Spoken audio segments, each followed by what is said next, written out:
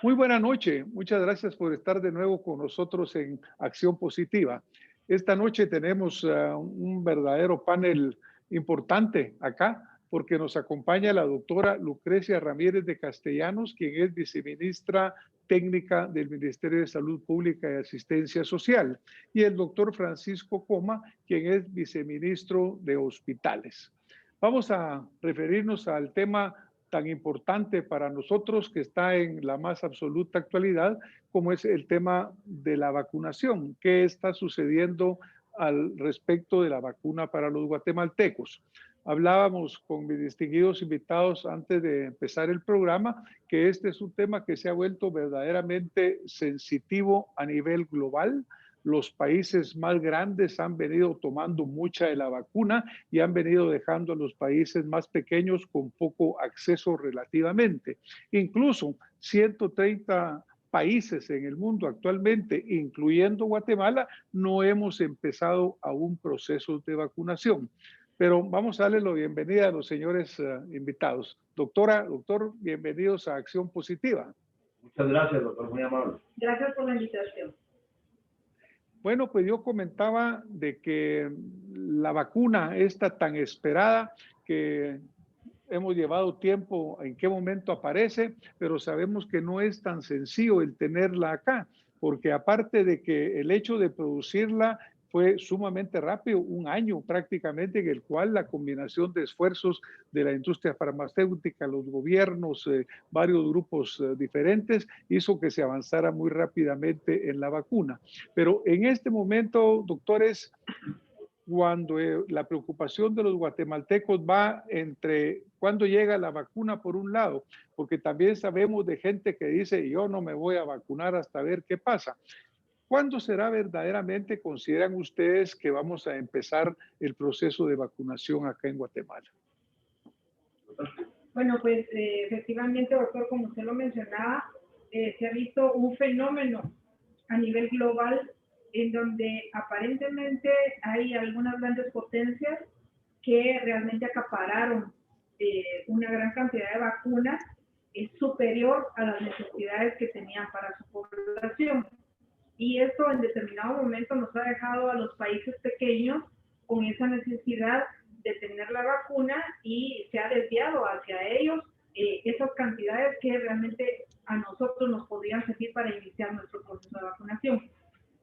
De esa manera, el mecanismo COVAX, que en principio se creó para hacer una distribución equitativa y oportuna de vacuna para los países que entramos a participar, se ha visto en problemas porque no les han cumplido realmente con las entregas de las cantidades de dosis de vacuna que se habían programado y de esa cuenta cada semana están enviando nuevos comunicados indicando que se está haciendo un análisis, que se está haciendo una redistribución y que para la siguiente semana nos van a informar cuándo llegan y para la siguiente semana nos vuelven a decir que para la siguiente nos van a informar. Y de esa cuenta, hoy en la mañana precisamente recibimos el último comunicado que nos dice que en la semana del 22 de febrero nos van a indicar cuánto es la cantidad que va a llegar al país en la primera entrega y en qué fecha específicamente. Esperemos que esta vez nos cumplan, porque nosotros estamos preparados para iniciar al día siguiente de que esa vacuna llegue al país. Específicamente en la línea, doctora Redondo, de lo que decía la doctora Ramírez, más allá de la importancia de contar con la vacuna, lo importante es que estamos totalmente listos en los distintos ámbitos de vacunación en base a los grupos priorizados. Por ejemplo, en los hospitales de la red y en las áreas de salud, ya el personal básicamente está esperando el banderazo de salida.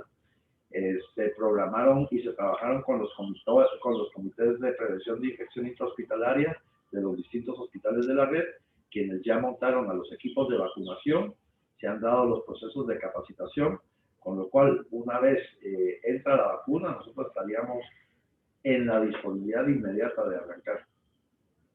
Muchas gracias, doctores. Yo quisiera referirme a lo que decía la señora viceministra, de unas palabras que son del señor director general de la Organización Mundial de la Salud, Tedros Adhanom Ghebreyesus, creo que lo digo bien, y él dice, el mundo está al borde de un fracaso moral catastrófico y el precio de este fracaso se pagará con las vidas y el sustento de los países más pobres. Esto ante el hecho pues del acaparamiento que ha habido por parte de los países más ricos y poderosos. Tampoco podemos señalarlos por el hecho que quieran priorizar a sus habitantes. Es natural en alguna forma. Y por eso es que surge este mecanismo COVAX que busca hasta un 20% aproximadamente el llenar las necesidades y requerimientos de países como los nuestros que no tenemos acceso directo, por lo menos en este momento, con el número limitado de vacunas que están autorizadas, porque no todas las que andan circulando están autorizadas para distribución, según entiendo, doctora. Así es, doctor. Hasta este momento y hasta el día de ayer únicamente estaba autorizada la vacuna Pfizer, que la vacunó, que la autorizó la OMS, y el día de ayer fue precalificada por la OMS también AstraZeneca, la que es de fabricación en la India y en Taiwán. Entonces, esas dos. Las demás están en proceso de obtener esa autorización para uso de emergencia. Porque eso limita pues esa accesibilidad que se quisiera tener a más dosis de vacunas. Sabemos, por ejemplo, que en Estados Unidos se compraron 100 millones de dosis, se están vacunando entre 1,5 y 2 millones de personas diariamente. Eso hace que vayan por un 12% de su población. Creo que Israel es de los países que más cobertura tiene, arriba de un 70%, como también lo tiene el Reino Unido y Canadá, que compraron grandes cantidades. Entiendo que en América Latina, Brasil y Costa Rica son los países que tienen mayor vacunación y Chile, pero obviamente esto nos pone en una situación bastante difícil a nosotros acá en Guatemala y Centroamérica. En ese sentido, Paquito, ¿le puede ampliar, doctor? Bueno, básicamente sí, doctor. Usted mencionaba una serie de países. A nivel de la región, en Latinoamérica, efectivamente vemos esfuerzos significativos. Chile es quien lleva la estafeta. Brasil está haciendo un esfuerzo significativo.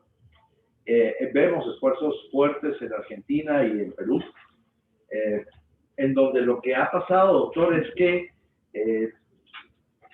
muchos de estos países tomaron la decisión de establecer otro nivel de autorización para acreditar la vacuna en los países. Y fue implementar un sistema de acreditación o autorización nivel 4, que específicamente establece mecanismos diferentes a los que tiene FDA o la EMA, que es la Agencia Europea de Medicamentos, o la OMS, y ante la situación de emergencia y ante los estudios publicados, optaron por tomar esta decisión de un sistema diferente de acreditación para poder empezar a vacunar muy rápidamente a la población. Esto es importante porque les permitió tener acceso a algunas vacunas fuera del esquema de los 3 grandes acreditadores. No significa entonces que hayan cometido una imprudencia, porque evidencia científica existe. Por ejemplo, podemos hablar de la vacuna rusa, de la Sputnik 5, en donde claramente ya se publicó en Lancet los excelentes resultados que está teniendo como vacuna. Ante la emergencia, y como usted decía, y en la lectura de las palabras del director mundial del director de la Organización Mundial de la Salud, en donde ya esto tiene una trascendencia que va más allá del aspecto moral, pues claramente los países están buscando estos mecanismos de regulación. A nivel de la región, sí quisiera decir que, por ejemplo, y no de mérito, pero sabemos que el esfuerzo de Costa Rica ha sido un esfuerzo importante. Ellos tuvieron la oportunidad de adelantarse en la compra directa, más sin embargo, el total de vacunas que lograron llegar a adquirir fueron 100,000 vacunas, con lo cual la vacuna Pfizer específicamente, pero en este momento pues ya están en una etapa en donde se encuentran en las mismas condiciones que nosotros, buscando vacunas. Sí quisiera, pero tal vez la doctora Ramírez lo va a ampliar, resaltar los esfuerzos porque, por ejemplo, creo, sin dudar equivocarme, que Guatemala fue probablemente de los primeros países en adscribirse al mecanismo COVAX. Estoy hablando prácticamente del mes de agosto, y hemos sido muy proactivos a la búsqueda de cumplir todos los requisitos, que no fueron pocos, ¿verdad? Hemos venido trabajando desde entonces no solo con el mecanismo COVAX, sino en la búsqueda de los contactos directos con las farmacéuticas o con los países. En este sentido, se ha hecho un esfuerzo coordinado con el Ministerio de Relaciones Exteriores, que nos ha servido de enlace para que sea visto un esfuerzo como un esfuerzo de país. Así es. Efectivamente, nos hemos mantenido muy activos desde el año pasado y no solamente nos limitamos a lo que era el mecanismo COVAX, puesto que en el momento que el mecanismo nos informa que solo podíamos cubrir el 20% de nuestra población durante el año 2021, pues iniciamos a ver qué otras puertas podíamos tocar, y en ese sentido hemos tenido acercamientos con las vacunas, con AstraZeneca, con Pfizer, con Johnson & Johnson, con Sputnik, con la Soberana 2, también con la vacuna china, y en ese sentido todos están en el mismo nivel, todos están esperando, la mayoría de ellos por lo menos, ya publicaron sus estudios de la tercera fase con muy buenos resultados, muy parecidos entre ellos, y a la espera de que tengan la autorización de los organismos regulatorios. Y sin embargo, ninguna dice cuánto tiene disponible para entrega inmediata, que es el punto que nosotros necesitamos saber. Entonces, vamos avanzando con firmas de convenios en los cuales nos dicen, sí, después de esto sigue otro documento, pero como usted decía, la vacuna para cuándo y cuánto nos pueden dar, ninguno nos ha dicho. Entonces, así todos los días vamos esperando una comunicación, una llamada en la cual ya nos digan, bueno, nosotros estamos preparados para darles o asignarles esta cantidad. Todos están en la misma situación.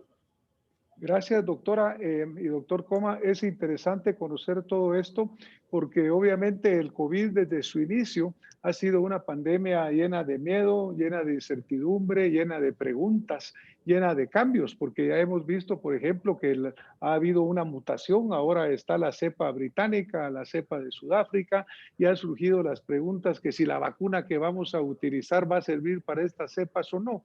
Por ejemplo, AstraZeneca ya informó que sí sirve para la cepa británica. No me recuerdo si para la sudafricana o no también se aplica. También, por otro lado, he visto bastantes reportes últimamente de que AstraZeneca ha venido distanciando el tiempo entre una primera dosis y la segunda, porque han venido encontrando que primero recomendaban entre 10 y 18 y 20 días, ahora hablan incluso de 3 meses durante los cuales puede tenerse un resultado adecuado. Esto lo que hace pues es que aumenta la cantidad de dosis que pudieran iniciarse inicialmente, en lo que la producción mejora. Doctor Coma, usted mencionaba, por ejemplo, que países como Argentina, Brasil, etcétera, no han rebajado, sino que han cambiado los estándares de certificación, y que, por ejemplo, vacunas como Sputnik y otras las han venido usando, aunque no estén aprobadas por OMS. En el caso nuestro, en Guatemala, ¿haríamos esa misma política? Vea, es un tema complicado, porque aquí hay dos factores que nosotros consideramos siempre. Primero, el de la credibilidad. Lo que no queremos, si ya de por sí hay un sector importante de población que tiene cierto nivel de resistencia a los procesos de vacunación, lo que no quisiéramos es que se interpretara esto como una manipulación para poder acceder a una vacuna de forma sencilla y que no cumpliera con los estándares. Aquí el principal objetivo es garantizar la calidad de la vacuna que se le va a suministrar a la población.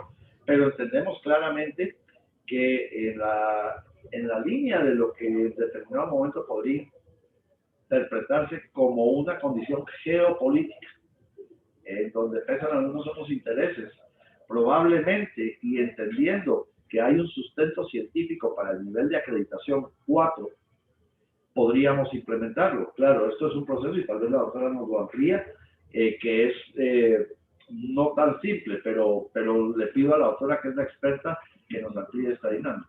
No, efectivamente, técnicamente y científicamente, esta vacuna ha demostrado ser probablemente más efectiva que muchas de las otras que están en la misma fase. El tema con esta vacuna fue que al principio, si usted recordará, se saltó cierto protocolo y que eso causó como un poco de resistencia para que tuviera credibilidad. Sin embargo, pues las publicaciones muy bien sustentadas demuestran que es muy efectiva, tiene una efectividad más arriba del 90% en lo que es la transmisión del virus, y además ha demostrado tener 0% de mortalidad y muy bajo porcentaje de casos con enfermedad grave. El tema acá, como decía el viceministro, es ya la autorización. Algunos países, pues, de verdad que se corrieron el riesgo porque hay varios elementos. Dentro de esos está que todas las compañías están solicitando un desembolso por adelantado. A la hora de firmar ese convenio con ellos, dentro de sus artículos dice que si no llega a recibir la autorización de la entidad reguladora internacional, esa inversión se puede perder. Entonces, hay muchas cosas en juego. Sin embargo, sabemos que hay un listado de laboratorios a nivel internacional que tienen la categoría de nivel 4 y que ellos son equivalentes realmente a una aprobación para uso de emergencia de la OMS o de la FDA o la EMA. Por lo tanto, en este momento nosotros estamos en esa revisión para ver qué laboratorios de ese nivel han aprobado esta vacuna y si tienen esa autorización, sí aplicaría para el país. Y entonces procederíamos en cuanto ellos nos digan que tienen disponibilidad de forma inmediata, entonces nosotros procederíamos a suscribir un convenio con ellos para la adquisición de la vacuna. Muchísimas gracias, doctores. Pues es interesante porque obviamente, primero, pues priorizar el uso de la vacuna más adecuada. Obviamente, acá en Guatemala se asignaron 1.350 millones de quetzales directamente para compra de vacuna, que son como 175 millones de dólares aproximadamente. AstraZeneca, recuerdo, en lo que revisamos, tiene un costo aproximado al final como de $17, lo cual nos permitiría vacunar casi 10 millones de personas o 10 millones de dosis, que 5 millones de personas. Obviamente, pues va a haber que hacer mucho esfuerzo para manejar correctamente. La señora ministra de Salud Pública, la doctora Amelia Flores, mencionaba cuando se le preguntaba cuándo venía la vacuna del mecanismo COVAX. Ella señaló que en parte debido a que la mortalidad, la letalidad que tenemos acá en Guatemala es baja relativamente, el mecanismo COVAX había no priorizado a Guatemala, porque nuestra mortalidad reportada ahí era de un 3.6% aparentemente. Eso, por un lado, es bueno, porque dice, bueno, pues tenemos una letalidad mucho menor que otros países. Pero eso se está reflejando esto realmente en los hospitales, doctor Coma, porque la preocupación es siempre no haber camas hospitalarias, no haber suficiente forma de atender. ¿Cómo está en sí la situación de utilización de camas COVID en Guatemala? Correcto, doctor, sí. Esa ha sido una preocupación desde el día primero al llegar al ministerio. Creo que habíamos tenido la situación de la primera ola de la pandemia prácticamente en un sistema que estaba desarmado y que no tenía realmente contemplado ni siquiera la atención para otro tipo de emergencias, sino que básicamente estábamos caminando con un sistema que iba sobre una inercia que no necesariamente lo llevaba hacia adelante, sino que probablemente lo llevaba hacia atrás. Desde el punto de vista de las ocupaciones hospitalarias, lo que hicimos fue habilitar más camas hospitalarias dedicadas a la atención de los pacientes COVID, tanto a nivel de los hospitales temporales como a nivel de los hospitales nacionales, regionales, departamentales. Esto nos permitió pasar de 1.300 camas disponibles en el mes de julio aproximadamente a 2.240 camas y dar un salto de alrededor de 200 camas de terapia intensiva dedicadas a la atención de pacientes COVID a tener 450 camas de terapia intensiva. Específicamente, habíamos venido, y es importante señalarlo, en una dinámica donde después de agosto, prácticamente mediados de septiembre, empezamos a notar la curva de ocupación hospitalaria declinando de una manera significativa. Tan así fue que en el mes de noviembre, al haber sostenibilidad de 2 meses en los porcentajes de ocupación, decidimos cerrar áreas COVID en los hospitales nacionales con el objeto de abrir las consultas externas y que estos hospitales pudieran ir regresando a la normalidad. El sueño de cualquier persona que pueda estar en este viceministerio de hospitales es poder declarar a cualquiera de los 2 hospitales grandes del país, Roosevelt o San Juan de Dios, hospitales libres de COVID. Ahora, tuvimos el comportamiento del mes de diciembre y en enero, desgraciadamente, empezamos a notar el impacto de ese comportamiento social del mes de diciembre. Tuvimos un crecimiento en la ocupación hospitalaria y ya en el mes de febrero el impacto empezó a notarse en las camas de terapia intensiva, llegando a tener ocupaciones por arriba del 100%, desgraciadamente. ¿Esto qué pasó? Finalmente es, probablemente el sistema tiene capacidad de crecer en mayor número de camas de terapia intensiva, doctor, para la atención de pacientes gravemente enfermos, pero la dinámica de este sistema no está condicionada a las camas o al equipo. La dinámica de este sistema está condicionada a la disponibilidad del recurso humano capacitado para el manejo de los pacientes. Esta es la limitación. Al día de hoy, gracias a Dios, vimos una tendencia, de nuevo, tenemos una tendencia significativa a la baja. Tan así es que el día de ayer los números de ocupación hospitalaria en camas de terapia intensiva nos decían que estábamos en un promedio del 60% de ocupación. 2 factores importantes a resaltar, porque yo creo que esto es importante, doctora Redondo, señalar. Nos enfocamos en la atención de la pandemia, creo, y lo hemos hablado como equipo, del lado equivocado. Nos centramos en la parte hospitalaria. Claro, era urgente hacerlo, pero donde debimos haber arrancado era en la atención primaria. ¿Qué era esto? Descentralizar las pruebas, que fue lo que se hizo. Una vez descentralizadas las pruebas y la capacidad diagnóstica, implementación de los tratamientos tempranos. Con esto logramos hacer una disminución significativa en el número de casos que se complicaban y que se convertían o en moderados o graves.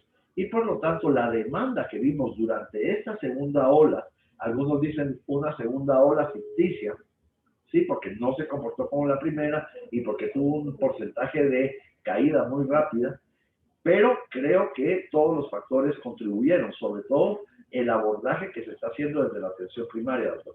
Pero al día de hoy la situación hospitalaria controlada, tenemos disponibilidad de camas y esperemos continuar así. Nos preocupa Semana Santa, evidentemente es un tema que hay que tenerlo sobre la mesa.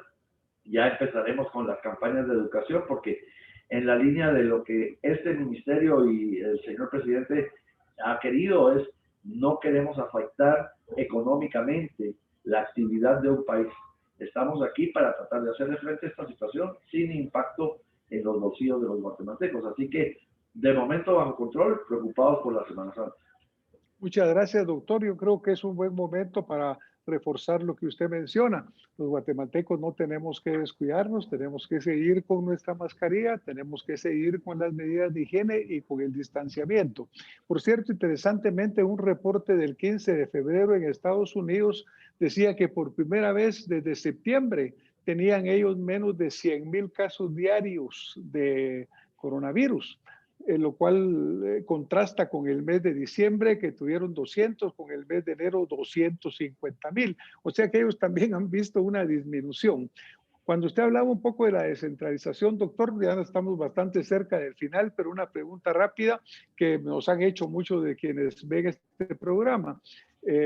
Así como al principio las pruebas de diagnóstico estaban centralizadas, luego se abrió a iniciativa privada.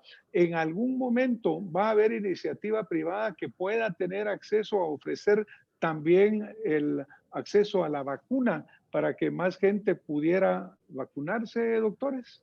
Le dejo la respuesta a la viceministra. Claro que sí, doctor. Como nos ha escuchado repetidamente mencionar, estas vacunas en este momento únicamente tienen autorización para uso de emergencia.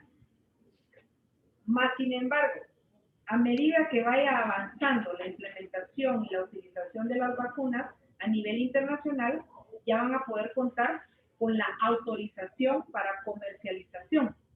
En ese momento ya van a poder ingresar para comercializarse en el país, cumpliendo con todos los requerimientos usuales que se manejan para el ingreso de cualquier medicamento o cualquier vacuna regular que se utiliza en el país. Entonces, no hay ningún impedimento hasta que se tenga esa autorización por la OMS, por la FDA, etcétera, ya para comercializar. Ahora sí quisiera mencionarle, doctor, perdón, que en el esfuerzo de los grupos a vacunar priorizados, estamos trabajando en conjunto y con iniciativa y concurso también de la iniciativa privada. Es decir, en el proceso de vacunación hemos tomado en cuenta también a todos los hospitales privados que han atendido o que atienden pacientes COVID. Y específicamente tenemos que entender que este es un esfuerzo de nación. Para poder llegar, a nosotros no nos interesa acaparar vacunas, sino que nos interesa que la vacuna llegue a la población de la manera más rápida, efectiva, pronta. Y entonces ojalá que se sumen a este esfuerzo todos los actores. Así es. Pues muchísimas gracias, doctores. Nos vamos a tener que retirar desafortunadamente de esta plática tan interesante. Les agradecemos mucho lo que nos han señalado. Entiendo que aquí hay que definir con claridad el propósito específico de la vacunación que queremos proteger, los grupos prioritarios que van a ser vacunados, las estrategias para maximizar el número limitado de vacunas que podamos tener y obviamente la evaluación de los resultados que se tengan de este proceso de vacunación. Muchas gracias por haber estado con nosotros esta noche. Creo que hemos ilustrado muy bien a nuestra audiencia y pues solo un mensaje final si ustedes quisieran despedirse de nuestro público. Claro que doctora. Sí. Agradecemos muchísimo la invitación. Fue una entrevista pues muy agradable y efectivamente algo muy importante que tiene que quedar muy claro en la población es que todos van a ser vacunados, que únicamente tenemos que tener paciencia porque no está en manos nuestras realmente el ingreso de esa vacuna. Todos, de acuerdo a sus factores de riesgo, les llegará el momento y que entonces, mientras tanto y durante ese tiempo, siempre mantener con su mascarilla colocada y continuar con las medidas higiénicas recomendadas desde el momento que se inició con la pandemia. Muchísimas gracias. Desafortunadamente nos vamos a tener que ir. Gracias, doctora. Ahora mismo nos ponemos la mascarilla al terminar este programa. Claro, nos vemos la próxima. Gracias. Hasta luego. Nos vemos la próxima semana con más acción positiva. Muy buena noche.